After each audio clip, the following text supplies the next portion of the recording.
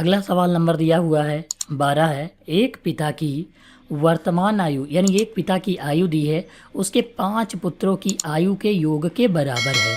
तो हम यहाँ पर सबसे पहले मान लेते हैं कि माना पिता की आयु, किसकी आयु? पिता की आयु, ये वर्तमान आयु है, x मान लेते हैं।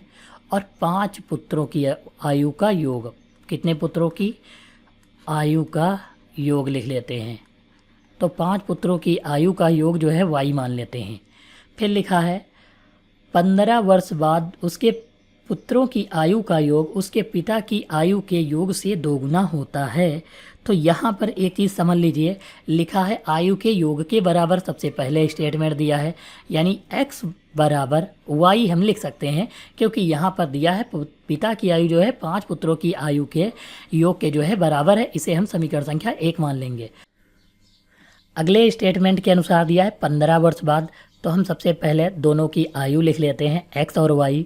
15 वर्ष बाद दिया है तो हम 15 दोनों में जो है जोड़ देंगे। कितना जोड़ देंगे? 15 जोड़ देंगे। लेकिन यहाँ पर पुत्र कितने थे? 5 थे, इसलिए हम 5 से गुणा करवा देंगे। यहाँ पर कितने से गुणा करवाएंगे? 5 से। अब दिया है पुत्रों की आयु का योग उसके पिता की आयु के योग से 2 गुना है, तो पिता की आयु के योग से 2 गुना है तो 2 से गुणा करा देंगे।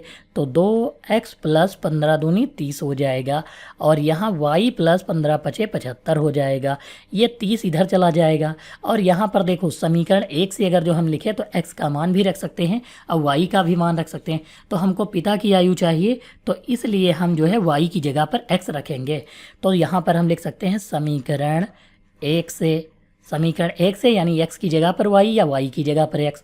तो 2x हम ऐसे ही लिख लेते हैं, प्लस लगाएंगे, यहाँ पर जो है 30 उधर भेज देंगे और y इधर ले आएंगे, तो y इधर आ जाएगा बराबर 75 ये लिख लेंगे, और ये जो प्लस का 30 है उधर आएगा तो माइनस का हो जाएगा।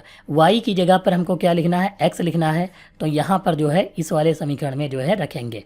तो 2x - x लिख लेंगे। 75 से 30 घटाएंगे तो कितना बच जाएगा? 45 बच जाएगा।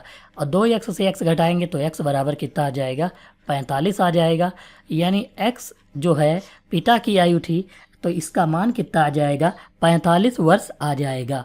अगर हम पिता की बात करें तो पिता की उम्र जो होगी 45 वर्ष होगी, और 5 पुत्रों की आयु का योग भी 45 वर्ष होगा, क्योंकि यहाँ पर x का मान y के बराबर है।